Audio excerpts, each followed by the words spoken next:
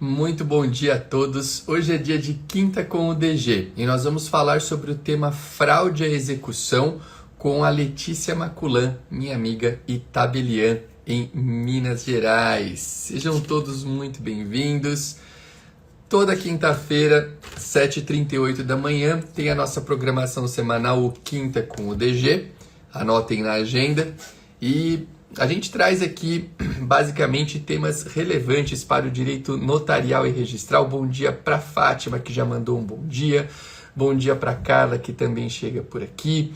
Muito legal ter a presença. Bom dia para o Léo, para o meu amigo Léo, lá de Caraguatatuba, quem eu tive o prazer de conhecer pessoalmente no congresso do Colégio Notarial. Bom dia para Raquel, bom dia para Maraísa, que está entrando aqui. Já coloquem no chat de onde é que vocês falam e mandem aquele bom dia para a gente começar de forma animada o nosso Quinta com o DG. Bom dia para o escrevente Alex Ourix. O pessoal vai sempre chegando aqui devagarzinho no início da manhã. Por quê? Porque toda quinta-feira, 7h38 da manhã, nós temos o Quinta com o DG, que é a nossa programação semanal. Bom dia para Maria Ornelas. Então, já anota aí na tua agenda para toda quinta-feira. Bom dia para Yasmi, sei lá como é que... Yasmali aí, é um nome diferente. Bom dia para Jaqueline, bom dia para Kelly. O pessoal vai chegando, o pessoal do Quarto Ofício do Rio de Janeiro, Adriana por aqui. Então, já anotem na agenda, porque toda quarta-feira, desculpa, tô louco, toda quinta-feira, 7h38 da manhã, tem Quinta com o DG, é a nossa programação semanal. Por vezes estou aqui sozinho, por vezes estou acompanhado, e hoje eu tenho uma companhia muito ilustre aqui no nosso Quinta com o DG, que é da minha amiga Letícia Maculan. A Letícia Maculan, que é tabeliã em Belo Horizonte, lá em Minas Gerais. E nós vamos falar sobre o tema fraude à execução. Antes de eu chamar a Letícia para entrar aqui, a galera tá mandando bom dia, vamos ver quem que tá aqui. O pessoal de Brasília, bom dia para Selena, bom dia para Renata. Quero pedir um favor para vocês. Ao lado da caixinha de comentários tem o tal do símbolo do aviãozinho. Vocês vão clicar no símbolo do aviãozinho e compartilhar essa live com os contatos que possam ter interesse no tema. E se quiserem comentar, fazer perguntas, também podem fazer. Vou chamar a Letícia.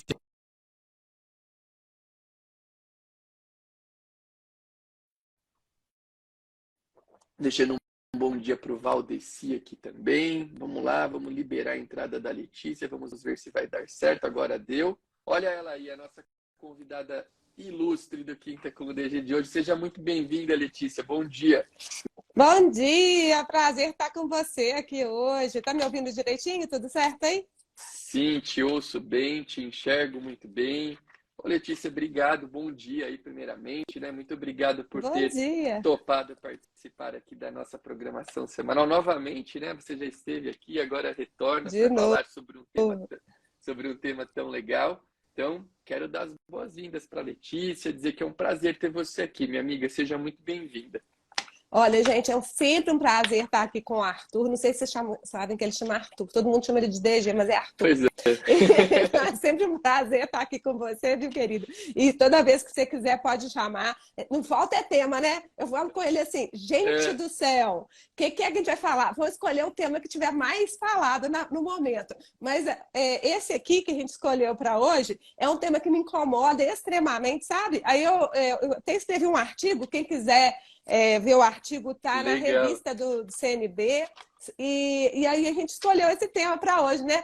Vocês vão entender, gente, não é fraude e execução só questão tributária, não. Apesar de que cai em concurso, né Cai, Arthur? Então, cai sim. Cai sim. E o tema foi, aliás, depois eu até vou postar, você me mandou o link, né, do teu artigo ali, eu vou colocar depois no Stories para o pessoal ler também. E sabe o que é engraçado? Você falou do meu nome, eu já sei. Você sabe que eu sei quando me chamam por algum nome, qual é de onde a pessoa me conhece, né? Porque assim, a história do DG é engraçada. Todo mundo sempre, meus amigos me chamam de Arthur. Eu sou o Arthur para os meus amigos. Lá em casa eu sou o Arthurzinho, porque meu pai e meu avô são Arthur também, né? Mas assim, para os amigos eu sou Arthur. Aí, como o meu cartório é conhecido como Cartório Del Guércio na região, eu pensei em um nome para os meus projetos acadêmicos e ficou o DG. né? Então eu sei assim, se alguém me chama de Del Guercio, provavelmente me conhece do cartório. Se me chamam de DG, é aluno, normalmente, ou seguidor de rede social. E amigo me chama de Arthur. A pessoa fala, como é que eu te chamo? Eu falo, ó, você me chama como você quiser, do jeito que você achar melhor. Arthur, para mim, é o mais normal, né? As pessoas normalmente me Pois chamam é. assim. Mas é É, muito legal. mas o Mas importante é que é ele mesmo, gente. Tem erro não. O Arthur não, é ele, o Del tô Guercio é ele, o aqui, DG é ele mesmo, é ele mesmo. sou O eu. blog mais famoso do notarial e registral é o Del Guercio aqui. Ah, gentileza sua, minha amiga.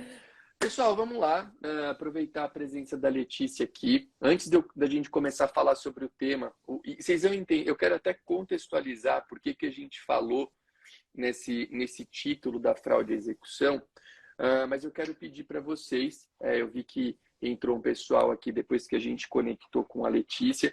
Quem estiver aqui na live agora, fique conosco, porque vocês têm a vantagem de, no ao vivo, fazer perguntas. Vocês podem mandar perguntas aqui na caixa de comentários.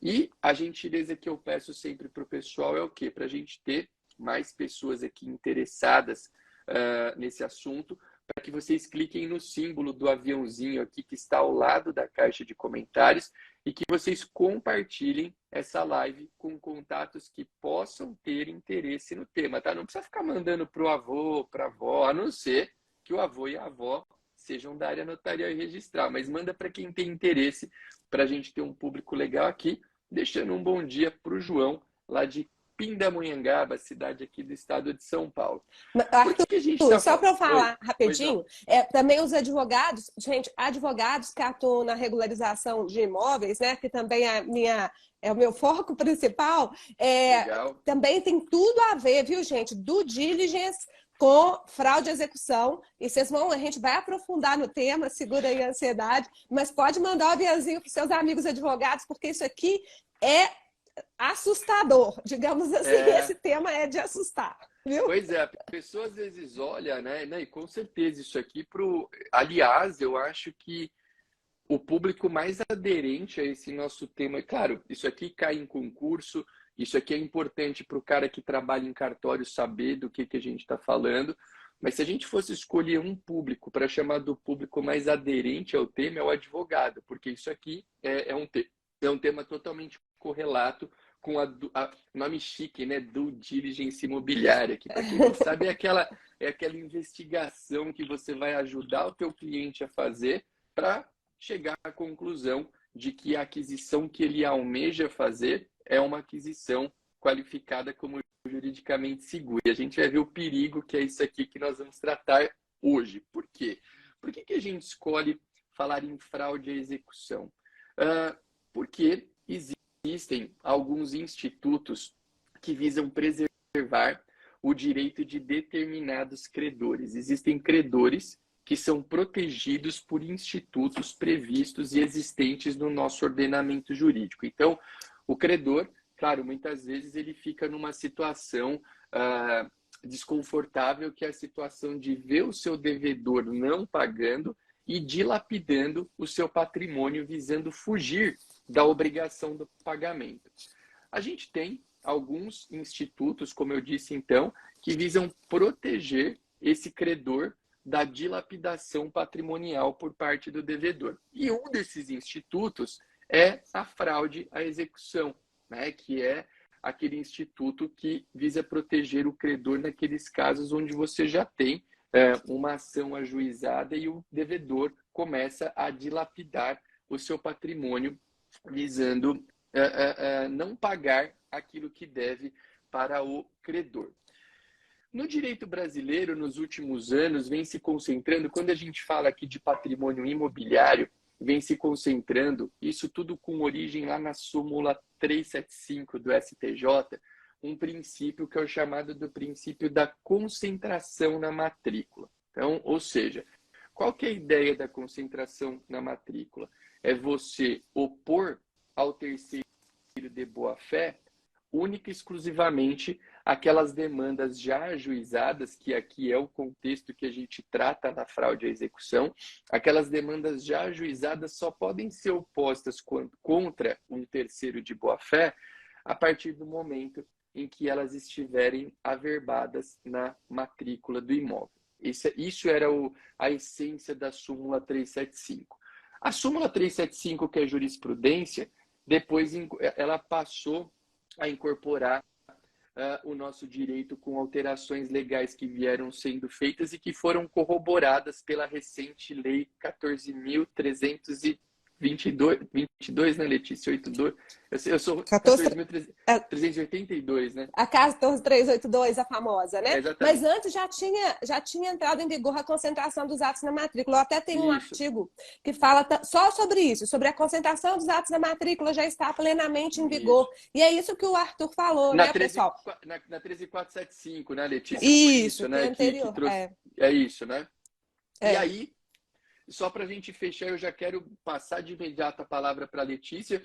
A 13.475, ela tinha uma discussão de alguns furos num conflito com o CPC, artigo 792, inciso 4, mas hoje a própria 14.382 já normatizou o tema. A questão é, e aqui eu já quero passar a palavra para a Letícia para ouvir também a nossa convidada a respeito disso. Existem certos perfis de dívida que não estariam ou não estão, aqui que fica o mistério da nossa live, né? Eles não estariam ou não estão inseridos nesse maravilhoso princípio da concentração da matrícula. E nesse momento entra a grande dificuldade para os compradores e para os advogados que apoiam compradores em dizer: a minha aquisição é segura? Porque o cenário ideal sempre vai ser o quê? Se o princípio da concentração da matrícula fosse pleno, esse é o cenário maravilhoso. Você pegou a matrícula, não tem nada lá, comprou, está seguro. Agora, a pergunta que eu te faço é, Letícia, esse é o cenário que a gente vive agora em 2023? E a partir da tua resposta, a gente vai trazer algumas alternativas para o público que nos acompanha aqui e que vai mandar aviãozinho, porque agora vai ficar bom o tema, gente. Até aqui era introdução. Agora é que fica bom o negócio.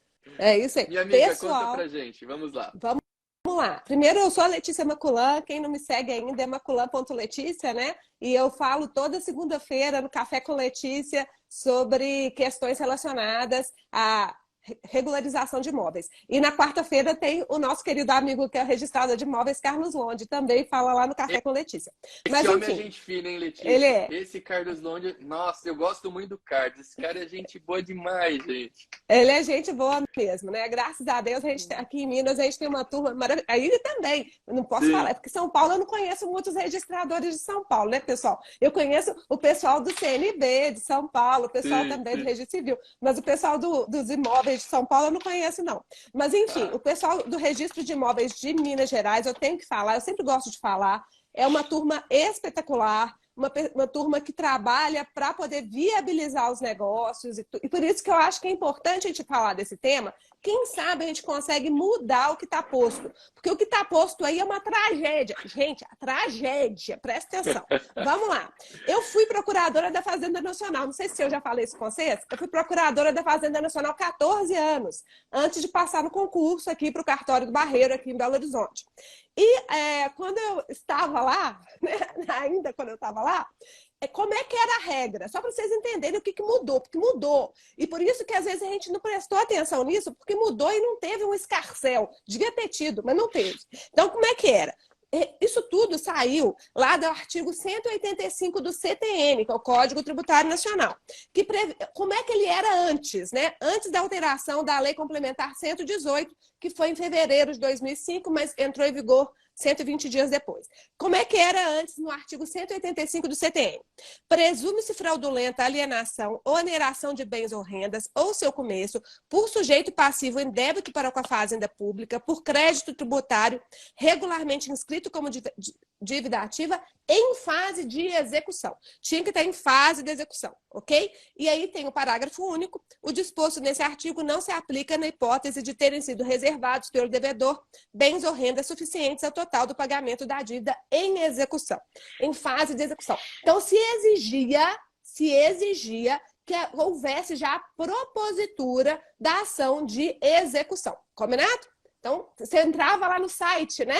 no site do TJ, se fosse dívida estadual ou municipal. Você entrava no site do TRF, se fosse dívida federal, e aparecia lá a existência dessa execução, ok? Mas mudou, gente, mudou. Mudou quando? Então, mudou com a Lei Complementar 118, tá? Lá em 9 de fevereiro de 2005, entrou em vigor 120 dias depois. O que determinou agora? Presume-se fraudulenta a alienação ou oneração de bens ou rendas ou seu começo por sujeito passivo em débito com a fazenda pública por crédito tributário regularmente inscrito como dívida ativa. Então, o que aconteceu, gente? Não precisa mais de ação de execução. Basta ter inscrito em dívida ativa. O que é débito tributário inscrito em dívida ativa, né? Isso é um procedimento administrativo em que, depois que é feito o lançamento, né, e não tem o pagamento e tudo mais, aí é feita a inscrição do débito em dívida ativa nos cadastros da Fazenda Pública, tá? Então, a gente está falando aqui especificamente de fazenda pública, quando a gente está falando de CTN, tá? Por quê? Porque, como o Arthur falou, nós temos uma diferença entre os débitos relativos à fazenda pública, tá? E os outros débitos. Então, por exemplo, se o DG me deve, né, DG? Me deve. Milão. Me deve milão aqui. E aí eu tenho um imóvel, que é a única coisa que eu tenho imóvel. Aí eu vou e vendo esse imóvel, mas e aí? E aí o DG já tinha até cobrado de mim, já tinha até ação em curso. Mas o DG esqueceu de pedir, nos termos da lei, né, que fosse averbada na matrícula a existência dessa cobrança. Então não pediu. E aí, alguém comprou, e esse terceiro é de boa-fé. Como a relação entre pessoas físicas, gente, vige o princípio da concentração dos atos na matrícula, né? E aí, se ele não averbou, azar o dele. A pessoa que comprou tá tranquila, a não ser que você consiga provar, né? Que houve má fé, alguma coisa assim. Por exemplo, a Letícia vendeu para o pai dela, e o pai dela sabia da dívida, então, assim, comprou de má fé. A gente pode provar isso, mas você vai ter que demandar uma prova. Enfim, ficou claro? Quando é entre pessoas físicas é de um jeito. Quando é outra fazenda... Ficou uma observação, Letícia, rapidinho. É interessante, né, o que você colocou, que não precisa ter... Esse é um ponto que eu gostaria de chamar a atenção antes da gente até, enfim, trabalhar o avançar dessa conversa, né? Mas o interessante aqui é o seguinte... A questão, a gente está discutindo essa mácula, um potencial negócio com base em uma inscrição na dívida ativa.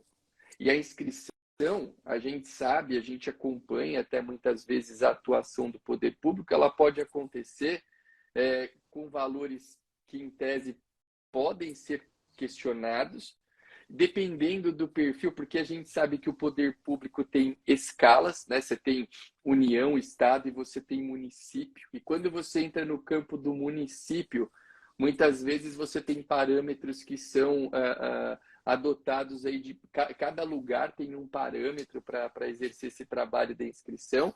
E olha só o campo que você entra, né, em termos de potencial problema para um negócio jurídico com uma inscrição em dívida ativa, podendo gerar, né, o reconhecimento de uma fraude à execução. Não, então, é importantíssimo falar nisso. Sabe por quê? Claro que a gente, né, que é tabelião, a gente está acostumado a tirar aquelas certidões, porque sim. Não é obrigatório mais, apesar de não ser obrigatório, gente, olha só, mudar a lei, né? Não é mais obrigatório aqui em Minas, por exemplo, mesmo que a certidão esteja positiva, a certidão de débitos, a gente pode prosseguir na compra e venda, tá? Sim. Poder pode, mas dever deve? Não deve, né? Não deve, tem olha risco. só. Tem isso. Então, assim, se pelo menos a pessoa está ciente da existência, não chega igual um trator no cartório, não. Conversa com o tabelião, não é, Sim. DG? Chega lá, Sim. marca com a gente, fala assim, estou com dúvida, imóvel de um valor relevante para mim, não precisa ser um valor grande, não, é relevante para a pessoa. A grande parte da população brasileira compra um imóvel só na vida, né? Fica Sim. com esse imóvel para residência. Então, imagina que tragédia perder esse imóvel. Cuidado, a gente tem que ter esse cuidado, porque hoje, eu não sei, a gente sabe que cada estado tem uma realidade, mas, cara, eu ouço pessoas aqui em São Paulo dizendo o seguinte, certidão não precisa pedir mais, acabou isso aí. Agora, se não tiver na matrícula, tá tudo certo. Isso não é verdade. Tem o tema desse nosso encontro de hoje, mas eu fiz um estudo também sobre esse tema para um livro, e eu digo que hoje um outro perfil de justiça que eu também recomendaria fortemente, mas muito fortemente, a extração da certidão é na Justiça do Trabalho.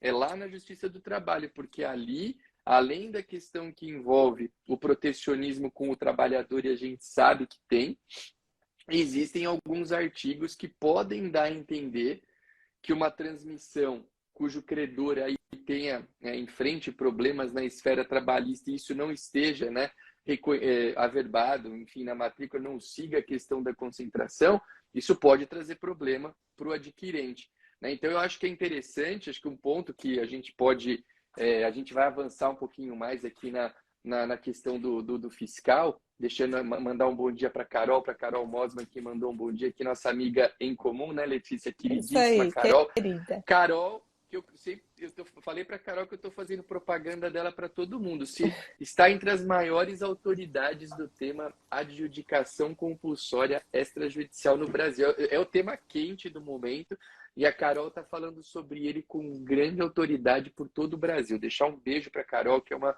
amiga muito querida. E, mas voltando aqui ao que nós dizíamos, eu acho que além dessa questão que envolve os valores inscritos em dívida ativa, tributo, né? As pessoas têm que ter um cuidado muito grande com o débito trabalhista. Tá? Eu acho, não sei se Letícia concorda ou não, que essa história de dizer também que o débito trabalhista já entrou nesse pacote da concentração e que é tranquilo você adquirir quando não lá esteja averbado, é algo que eu não recomendo. Agora, o cuidado sempre, Letícia foi muito feliz aqui numa colocação, com toda a experiência que ela também tem aí na área notarial. Muitas vezes as pessoas pegam uma certidão e ela acha que por ter um apontamento, não dá para fazer o negócio. A certidão ela é uma fonte de estudo do negócio para o comprador. Às vezes você está comprando, tem lá 1, 2, até 3 apontamentos. Mas se esse vendedor devedor, ele te comprova que ele tem um bom patrimônio, que aquela ação não é que aquela ou aquelas ações não impactam o patrimônio dele, também não é um grande problema. Agora, é interessante a gente plantar na comunidade jurídica a ideia de que, apesar da gente ter uma concentração na matrícula, vamos chamar assim, mais turbinada do que ela era alguns anos atrás, hoje ela é mais concentrada do que antes, vamos assim dizer, mas ainda nós não temos um quadro de tranquilidade plena com relação à seguinte afirmação: se não está na matrícula, não prejudica o negócio. Não é? Eu acho que esse é um ponto que a gente tem que desenvolver sempre bem para as pessoas não se confundirem e para que as pessoas comprem imóvel com segurança. Eu acho Isso. que é um ponto Já foi um avanço, né? A gente teve um avanço com essa lei da concentração dos atos na matrícula e tudo, mas como disse o DG, tanto questões trabalhistas, também não recomendo que saia comprando sem verificar se a pessoa tem débito na Justiça do Trabalho. Sempre tire as certidões, verifique, né? Nacionalmente até, porque tem consulta lá no site do TST, naquela certidão, né, de débitos trabalhistas, mas também verificar no local de residência da pessoa ou no local em que ela presta os seus serviços, que ela pode ser sócia-gerente, né, de alguma pessoa jurídica e com isso responder, ser alcançada, né, pela desconsideração da personalidade jurídica nos processos trabalhistas. Mas voltando para cá, porque trabalhista é uma tragédia, a gente pode voltar outro dia para falar de débitos trabalhistas. Hoje a gente voltou para falar da questão da inscrição em dívida ativa. Gente, então, olha só, e outra coisa muito complicada, DG, quando você vai tirar, vamos lá, eu vou comprar um imóvel do DG, tá bem? Eu quero saber se ele deve para a Receita Federal. Você acha que eu consigo saber se ele deve? Eu consigo saber mais ou menos. Porque eu entro lá para tirar a certidão e no site, né, que é conjunto da Fazenda Nacional com a Receita Federal. E aí, o que acontece? Sai assim, não é possível emitir a certidão. Não é tipo assim que sai o DG lá no site? Não é possível emitir tal coisa. E aí, para poder saber que dívida é, eu sei que tem alguma coisa. Pode ser uma dívida pequenininha, pode ser uma dívida grande, pode ser só porque ele não mandou a declaração de imposto de renda dele e está com algum problema lá, pode ser qualquer coisa. Mas para eu saber o que é, o DG que vai ter que me falar, olha, Letícia, eu tiro uma certidão positiva, né? Ou então positiva com efeito de negativa e me mostra lá, olha aqui, ó, eu estou devendo, mas é que eu estou discutindo, vou entrar até na justiça, eles estão me cobrando aqui R$ 5.000, que eu acho que é indevido. R$ 5.000, gente, vai afetar o meu negócio jurídico com o DG? Não vai. Então, a gente vai em frente. É aquilo que ele falou. A gente tem que analisar o caso concreto. Mas a gente tem que estar ciente dos riscos. 5.000 não vai dar problema. Ok? Agora, vamos supor... E esse que eu acho mais complicado, o DG... O DG comprou esse imóvel já tem 5 anos, tá? Que ele comprou esse imóvel. Ele comprou esse imóvel de uma empresa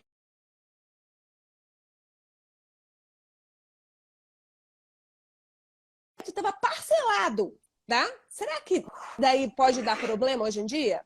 Gente, chegou um caso aqui para mim. Nem fui eu que lavrei a escritura, não, mas a pessoa veio me procurar e dá vontade de sentar e chorar. Foi isso assim, olha só, imagina o caso. Era o Zé. O Zé, tadinho, comprou esse imóvel do Arthur. Não esse Arthur, outro Arthur. Comprou o imóvel do Arthur. E o Arthur tinha comprado de uma pessoa jurídica, que tinha débito parcelado com a Receita Federal, ok?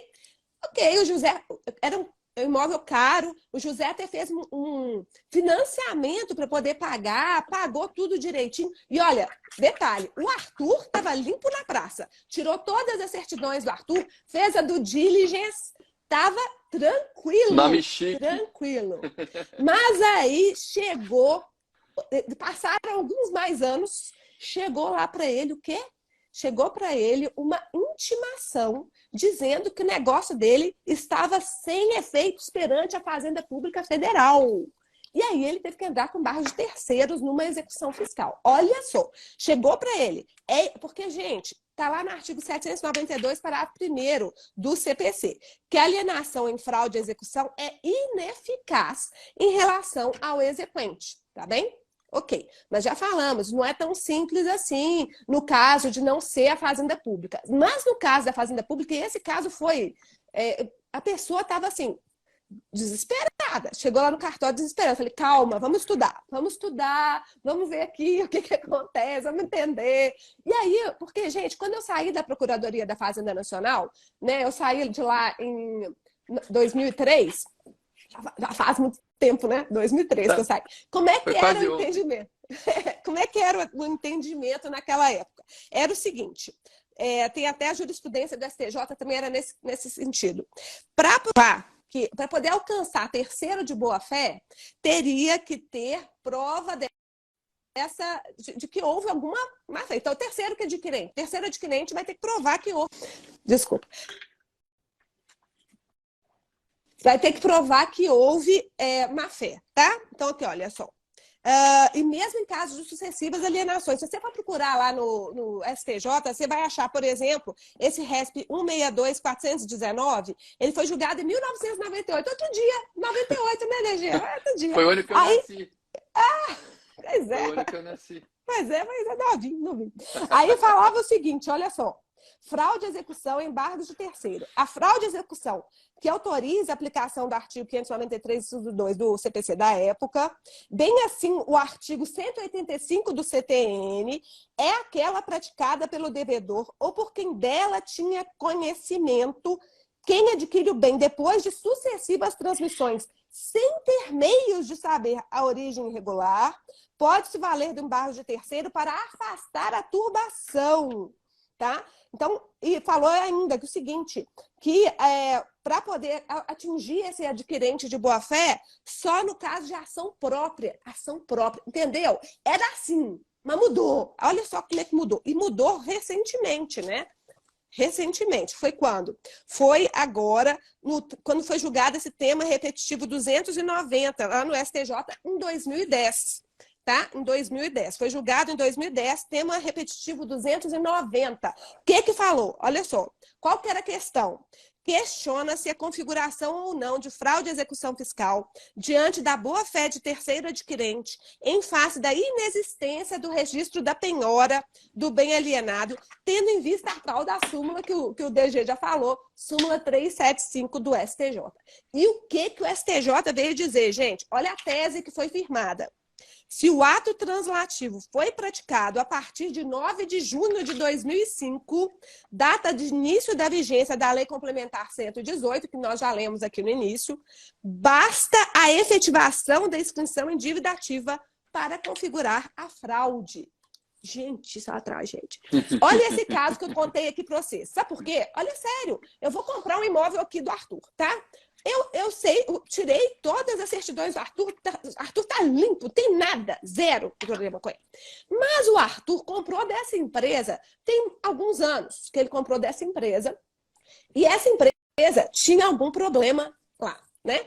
E aí, como é que eu fico sabendo? Porque, Arthur, você acha que essa empresa que nem tem negócio jurídico comigo, se eu for lá e falar com ela assim, meu senhor, tira para mim aí o andamento dos débitos, né, que você tinha quando você vendeu para o Arthur, já tem alguns anos. Aí eles vão falar assim, vão olhar para minha cara e falar assim, minha senhora, eu não conheço você acha que eu vou ficar abrindo aqui a minha contabilidade? Isso se ela existir, né, Letícia? Também tem isso, né? Porque a gente só pode nem ter mais base, não ter absolutamente nada, né? Não, uma tragédia. Então, quando eu vou dar aula disso para os meus mentorados, o que eu falo com eles? Pessoal, voltou a ser necessário. Olha só, a gente acha que as coisas vão simplificando, né? Concentração dos atos na matrícula, ficou mais assim.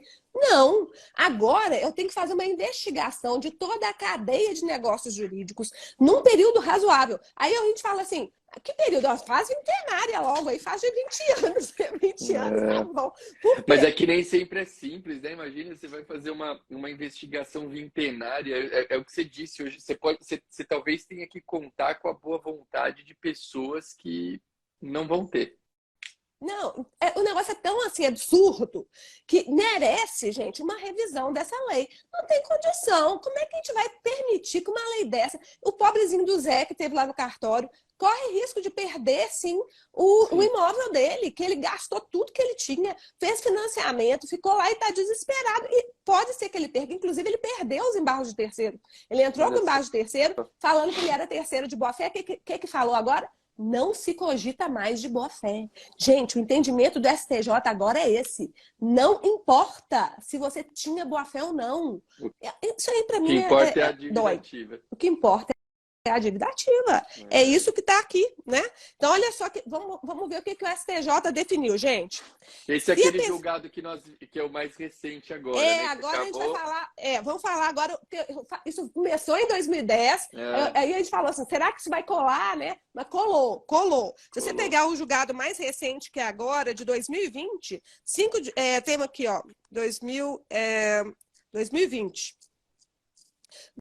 Olha só, ele reiterou tudo que estava nessa tese que foi firmada, tá? Então ainda continua válido, não mudou nada, tá? Olha só, vamos lá. Se a pessoa possui quantia inscrita em dívida ativa, a simples alienação ou oneração de bens e rendas, ou seu começo sem a reserva de meios para quitação. Então tem essa questão. Pelo menos a gente vai investigar se ele deixou ou não meios para quitação. Isso aí o STJ já reconheceu, tá? Gera presunção absoluta de fraude à execução.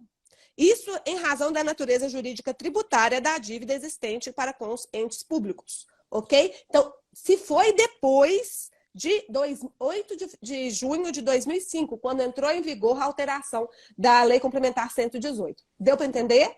Então, é isso aí. É meio bem complicado. O que você acha, DG? Letícia, eu acho que o primeiro ponto é realmente... Hoje, a gente coloca esse perfil de decisão, ele coloca o comprador numa posição de muita insegurança. Muita insegurança. Por quê? Porque a gente deixa de... São alguns pontos que levam a essa insegurança. A falta de necessidade de observância à concentração na matrícula é o principal deles, né? Você tem ali hoje um sistema construído em torno da matrícula e ele está sendo deixado de lado. E para as pessoas entenderem um pouco do problema desse deixar de lado, pensa no seguinte, por mais, eu lembro, A Lei 13.475, que a Letícia citou aqui, ela fez parte da evolução, né? Ela fez parte da evolução da concentração na matrícula. Ela alterou uma lei é uma lei muito importante para tabeliões de notas, que é a Lei 7433, que é regulamentada pelo Decreto 93.240. A 7433, ela falava que tinham que ser apresentadas as certidões pessoais do vendedor. E a 13.475 tirou essa expressão pessoal. Só que qual foi o ponto positivo? Qual que é o ponto positivo da concentração na matrícula? Ela faz com que você, como comprador, não tenha que passar por investigações praticamente impossíveis de serem feitas para chegar à conclusão que a tua compra é segura. Por quê? Pré-mudança da 7433, a gente sempre falava assim, não, para garantir uma aquisição segura, eu tenho que tirar certidões do domicílio do vendedor e do local do imóvel.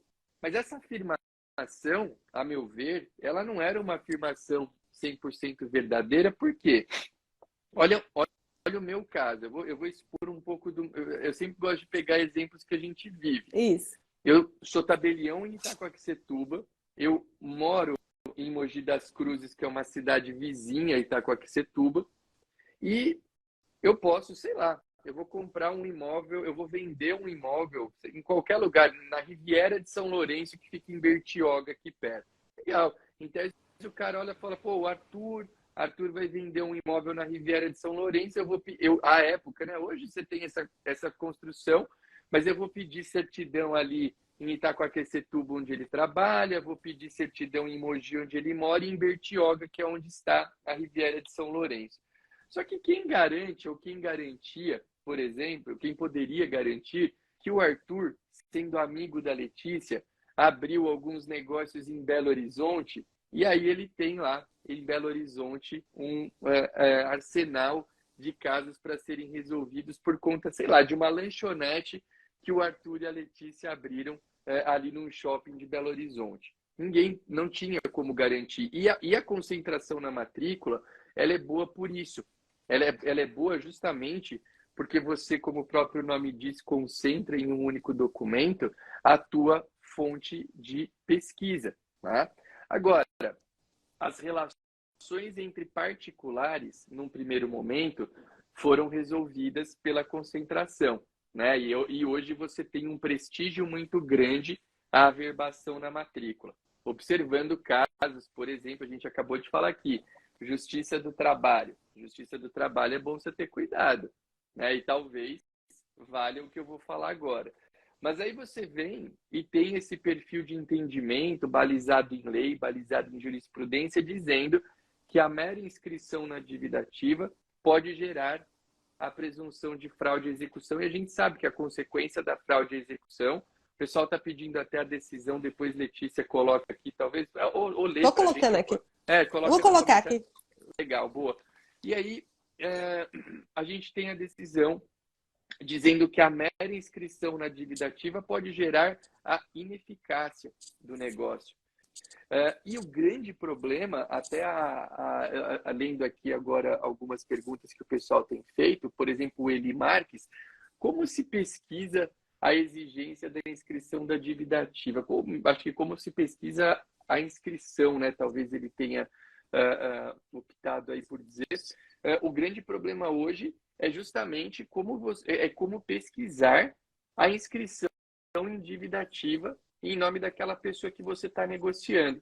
A gente tende, a Letícia colocou aqui nos comentários, eu vou fazer o seguinte, eu vou fixar o comentário da Letícia aqui para o pessoal poder anotar com calma. A decisão que a gente está trabalhando, que nós estamos trabalhando em cima aqui, está fixada nos comentários, vocês podem ler depois. Mas o interessante é que hoje você teria que fazer para fazer essa pesquisa, você tem que investigar um pouco a respeito da própria vida desse vendedor, que é algo que pode ser impossível, dependendo do contexto que você estiver adquirindo um bem, né? E a gente tem que lembrar também que a União e o Estado e os estados talvez tenham ferramentas de pesquisa mais até acessíveis do que os municípios. Existem municípios que criam grandes dificuldades até para dar qualquer tipo de informação, tá? Então, o que eu acho é que o comprador ficou numa posição muito vulnerável diante desse perfil de julgado. Por quê? Porque, mais uma vez, você volta àquele cenário que existia não tanto tempo atrás, que é um cenário de que, pô, em tese, vamos falar a verdade, em tese, para você falar assim, estou garantindo uma aquisição 100% segura, basicamente você teria que fazer uma pesquisa em todos os municípios do Brasil, olha o absurdo, para garantir uma aquisição 100% segura. O Arthur, você tá exagerando, porque imagina, eu sou do Rio Grande do Sul, moro em Porto Alegre e estou comprando um imóvel em Porto Alegre. Por que eu teria que pesquisar, sei lá, uma certidão aí no estado de São Paulo, onde você mora? Justamente pelo que eu disse, a gente não tem controle dos ambientes em que uma pessoa pratica negócios. Você não tem esse controle. Então, por isso que a concentração na matrícula é tão boa e qualquer mecanismo que fuja dela prejudica. Agora, como a gente busca aqui dar um caminho, né? A gente apresenta o problema, mas acho que a ideia também é trazer alternativas. É claro, a meu ver, diante desse cenário, um primeiro ponto, uma pesquisa apurada dos dados, das certidões desse vendedor, ainda naquelas que exista a observância ao fenômeno da concentração da matrícula, já é um ponto positivo. Por quê? Você pega um cara, o cara não tem um apontamento na Justiça Civil Comum, não tem um apontamento na Justiça Federal, não tem um apontamento na Justiça do Trabalho, não tem um apontamento nos cartórios de protesto, não tem um apontamento onde você fez uma pesquisa tributária. Poxa, já é um sinal de que talvez esse cara mereça, vamos dizer, a tua confiança para fazer o negócio. Você vai pesquisar um pouco da situação patrimonial da pessoa. Agora, sempre são sinais, né, Letícia? Eu acho que todos os negócios, eles também dão sinais para a gente do quanto você tem que avançar ou não dentro de uma investigação. E lembrando, né, que normalmente União e Justiça Estadual, eles te dão ferramenta de buscas que são mais acessíveis do que no caso do município, porque o município, em tese, você teria que sair procurando em cada município. Mas isso também é algo que dá para a gente levemente sanar, porque você pode ter uma noção dos lugares onde esse potencial vendedor atue, e lá você vai ter uma diligência maior, né? Uma diligência mais apurada. Agora, que é inegável que a gente volta, né? Ou melhor, a gente não volta porque a gente nunca saiu, mas a gente se mantém num cenário de uma leve insegurança. Eu acho que isso é inegável. Você vê alguma outra orientação, Letícia? Sim, algo que a gente olha possa só. fazer? O que eu falei é isso. Pega a matrícula, tá? Então vai ter que pegar a matrícula, verificar. Que negócio, o DG já está com esse imóvel aqui há 20 anos. Tranquilo, eu só preciso investigar a vida do DG, mais de ninguém. Agora, se o DG comprou no passado dessa pessoa jurídica, aí eu vou ter que ir atrás dessa pessoa jurídica, tá? E se tentar conseguir, sim, as certidões dela. Se você entrar no site da certidão da Receita Federal, né, da dívida ativa da União e tudo mais, e não sair, gente, abre o olho. Se não saiu, falou assim, necessário comparecer para verificar, blá, blá, blá, você já abre o olho e fala assim, olha, não vou prosseguir não, eu preciso que você, DG, verifique com a empresa que vendeu para você que dívida é essa que ela tem. Olha que coisa doida, mas é o jeito, gente, não tem outra forma. Então a gente vai ter que ir olhando pela matrícula, a cadeia que houve, né? E se tirou e saiu a certidão, aí você ria das orelhas e fica feliz, entendeu? Então você vai tirar agora, eu até falei com o Londe, uma live que nós tivemos, eu e o Londe, que a gente... a inscrição endividativa tinha que ser pública, sabe? Claro que, assim, isso aí é um dado público, é um dado que é público para todas as pessoas. Eu tenho que saber, essa pessoa deve, essa pessoa não deve. Por que que restringe isso, né?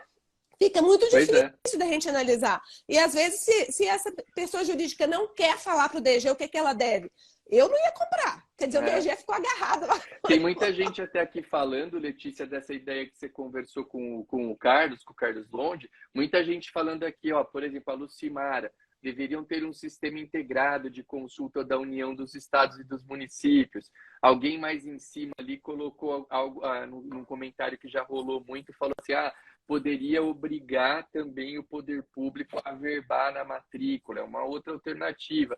De fato, hoje, se a gente for pensar em segurança,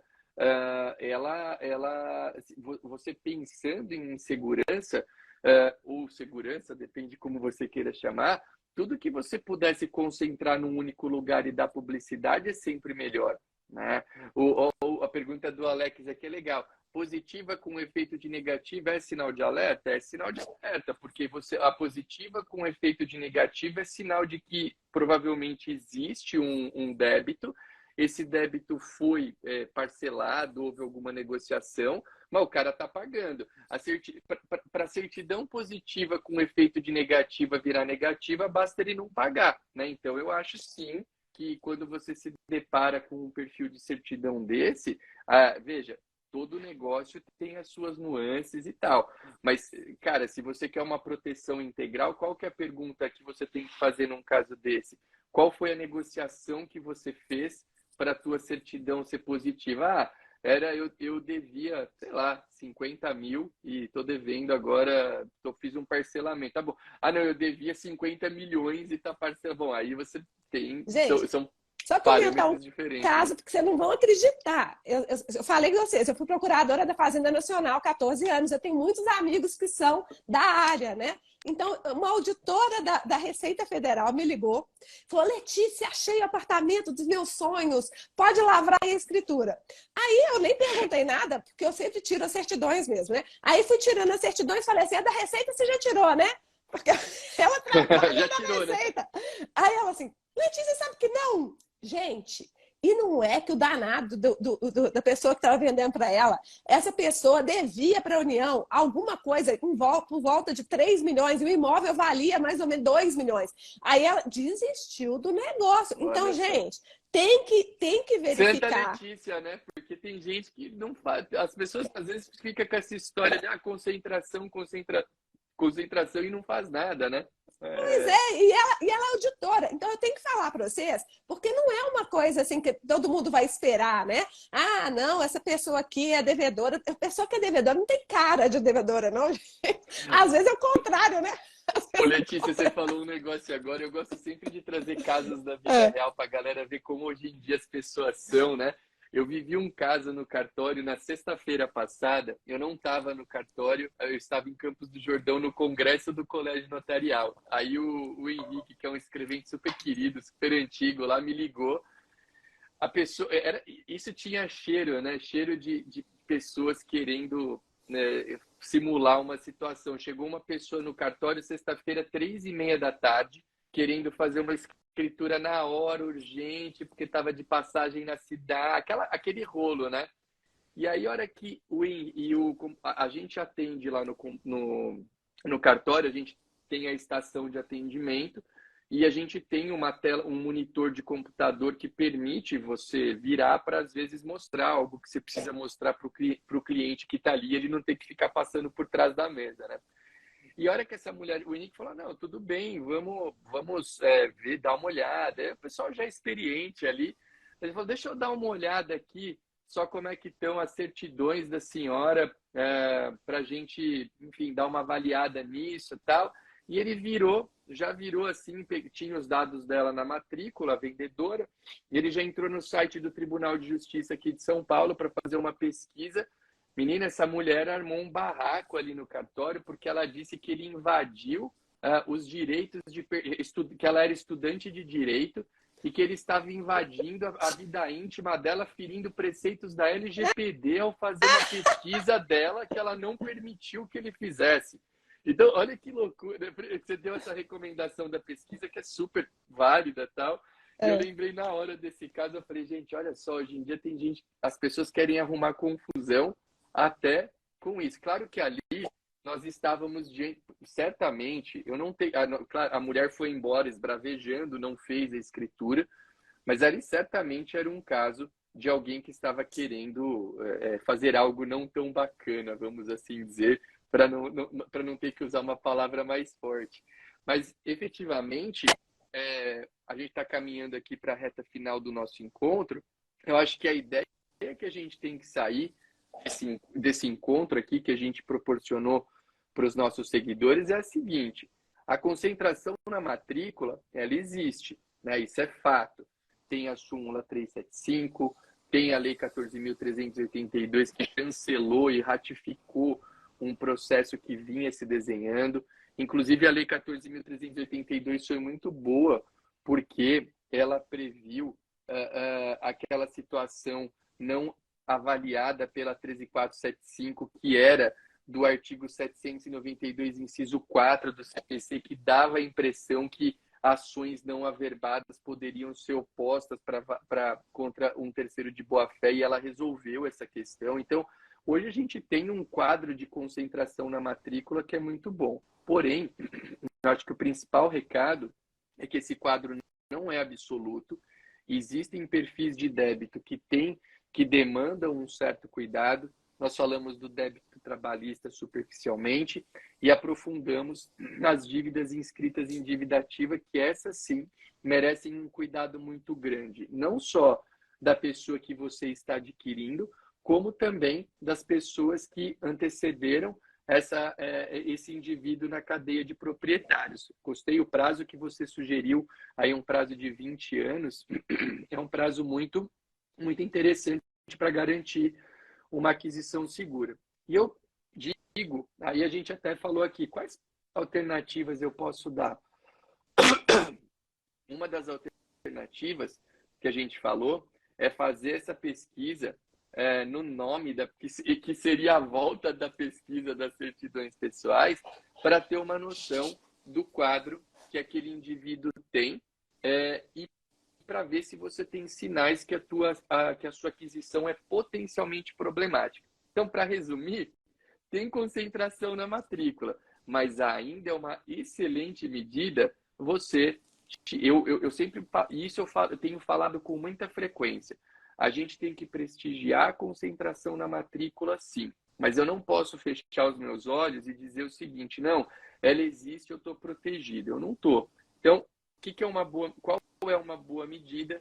A boa e velha extração das certidões, para você saber em qual território você está pisando. Então, acho que são algumas ideias. Eu queria ouvir as tuas também. Para poder concluir, né? É bem legal. Sim.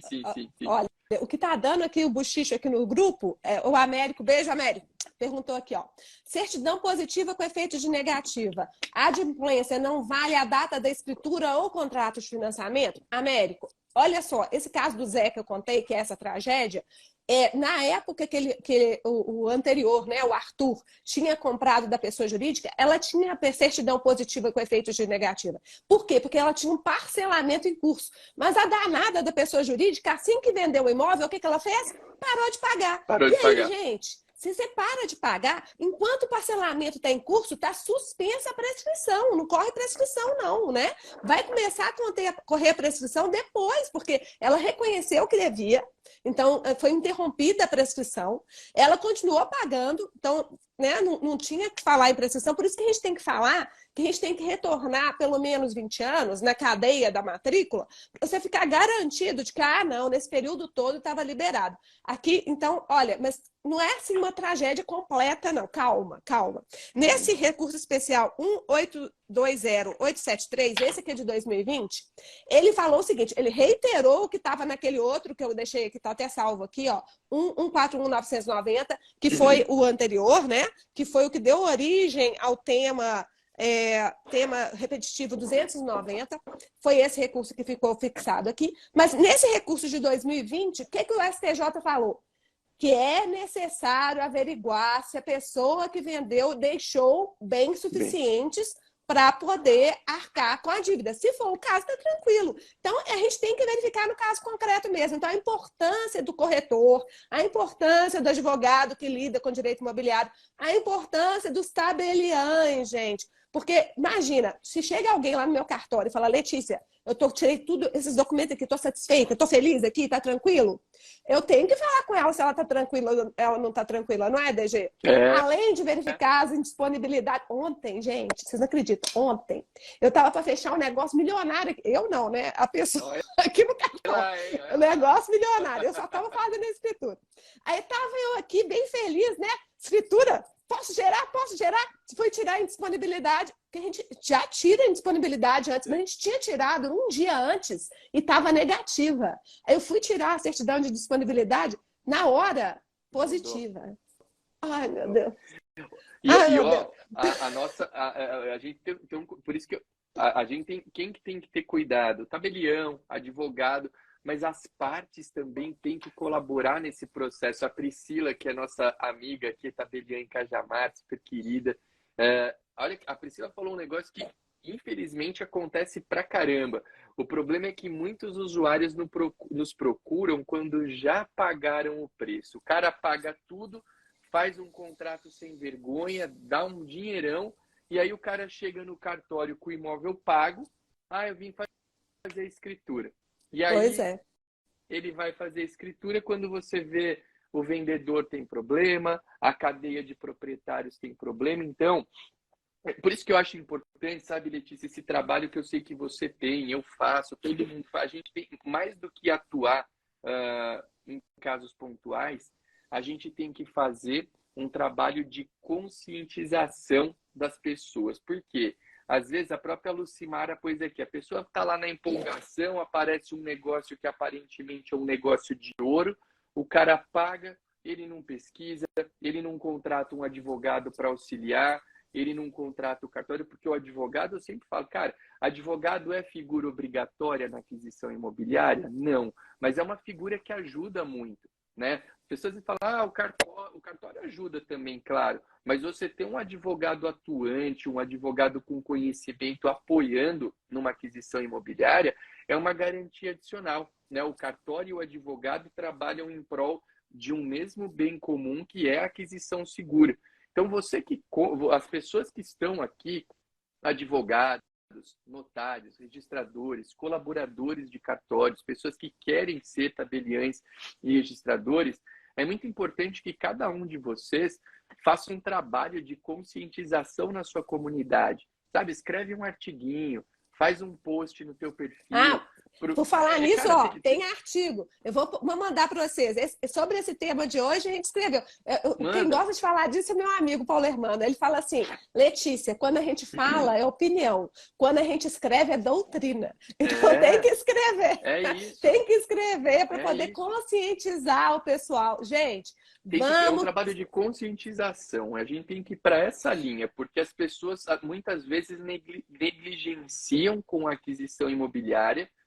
E, cara, às vezes se você tem um mínimo, né, Letícia, de cautela, é aquilo lá, tá pensando em comprar um imóvel, você não é da área, procura teu cartório de confiança, procura o teu advogado de confiança, dá uma investigada. Antes de você pagar qualquer coisa, antes de você pôr a mão no bolso efetivamente para pagar, investigue. Porque às vezes você paga na empolgação e depois você vai ter a infelicidade de não ter algo que você pagou, de perder o teu dinheirinho suado. Então eu acho que a gente tem que ter esse trabalho sempre de conscientização para as pessoas poderem fazer investimentos seguros. Porque veja, com tudo isso que a gente está dizendo aqui, com toda essa cautela, ainda assim nós podemos enfrentar alguns riscos indesejados. Então, se sendo cauteloso você pode, imagina não sendo, né? Então, eu acho que é algo que a gente tem que trabalhar de forma muito intensa aqui com as pessoas e é isso que a gente faz, né? Com os nossos trabalhos. no universo acadêmico, em rede social, no cartório. Lugar para a gente trabalhar isso não falta, né, Letícia? Não falta, não. Então, olha só, pessoal, vamos estudar. Quando tiver dívida com a Fazenda Pública, pelo amor de Deus, abre o olho, investigue, vai atrás do advogado se você achar necessário. Ah, não, isso aqui é uma coisa que vai mudar a minha vida, todo o meu patrimônio envolvido. Não precisa ser nada caro, né? Mas pode ser representativo para você. Isso aqui é todo o dinheiro que eu tenho no momento. Eu vou investir nesse meu apartamento aqui. E aí, gente, vamos trabalhar. E a gente está aqui para isso, né, DG? A gente aqui, junto com os advogados, que são nossos queridos parceiros, os corretores, os despachantes, todo mundo junto. A gente tem que estar formado em entender a jurisprudência do STJ e, quem sabe, trabalhar para mudar essa lei. Porque, para mim, tinha que mudar. Eu fico, tem que mudar essa lei. Tem que mudar. Cenário ideal, eu acho que o cenário ideal, muita gente aqui sugeriu. Cara, você pode ter uma necessidade da concentração ser observada pelo poder público, você pode criar uma central de inscrição passível de acesso por qualquer pessoa. Igual a gente já tem disponibilidade, a gente não tem a central de disponibilidade, que é tão simples e gratuita para o governo. Por que não uma central interligada com a ANR, inscreveu em dívida ativa, já vai para esse banco de dados? Central da dívida ativa em nível nacional, estadual e municipal. Vinculado resolve o problema. Ao registro de imóveis. Pronto, resolve. É um botão que você vai apertar para mandar a informação e resolve o problema, né? Mas, como isso está fora do nosso alcance, eu gosto o André Vilaverde sempre fala isso, concentre-se naquilo que está ao seu alcance. Hoje isso não está no nosso alcance, a gente pode sugerir, mas o que está ao nosso alcance é orientar. E foi o que a gente fez aqui nessa manhã de hoje. Letícia, eu quero agradecer bastante a sua presença. Você é uma simpatia de pessoa, sempre traz muito conteúdo, muita informação. E eu sou muito grato aí pelo tempo que você dedicou aqui a esse nosso encontro, que eu tenho certeza que foi um encontro que agregou muito para as pessoas que participaram, para as tantas pessoas que passaram por aqui. Então, eu quero deixar a minha gratidão, o meu muito obrigado para você, para quem passou por aqui, e te passar a palavra para você deixar um tchauzinho e encerrar. Lembrando, pessoal, que eu deixei o comentário da Letícia fixado aqui com o número do recurso que nós tratamos, e também tem o perfil dela, para que quem não acompanha possa acompanhar, é um perfil bem valioso. Minha amiga, muito obrigado. Queria agradecer demais aqui, então, ao DG, famoso Arthur, por esse convite. Estou sempre às ordens aqui no Cartório do Barreiro, em Belo Horizonte. E quem quiser me seguir também, os meus encontros são na segunda-feira, às 7h04 da manhã. E com o Carlos Londe nas quartas-feiras, no mesmo horário, 7h04 da manhã, tá bom? Para mim é para quem acorda um pouquinho mais cedo, mas fica gravado, né, DG? Quem quiser assistir depois, apesar de que é ao vivo, pode fazer perguntas, tem vantagem. Ao vivo é muito legal, né? Eu brinco que a live gravada, para finalizar, eu sempre falo que é o amanhã do meu filho Francisco. O meu filho Francisco tem um negócio que quando ele não quer fazer alguma coisa, ele é pequenininho, né? Eu falo, Francisco, faz tal coisa pro papai. Ele fala, pai, posso fazer amanhã? Ah, pode, tá bom, é pai, né? Aquele coração mole e tal. Aí chega amanhã, filho, vamos fazer aquele negócio. Ele fala, papai, posso fazer amanhã? Se amanhã não tem fim. É igual a live vai ficar gravada, a pessoa quer saber, mas às vezes ela não vê nunca. Então vem ao vivo, vem nos horários que a Letícia comentou, que são super legais. Vai enquanto dirige, vai ouvindo, tá indo pro trabalho, vai ouvindo. Tem gente que faz caminhada ouvindo. Gente, o importante é ouvir. E olha, depois, eu queria aprofundar naquele tema. Vê lá, aí tira um tempinho, né? A gente vai postar o artigo para vocês também, para quem quiser ver o artigo completo. E a gente está super às ordens. Muito obrigada, estou às ordens para outros convites. Gente, gratidão. Excelente dia para vocês. Até a quinta que vem. Até, abraço. Tchau.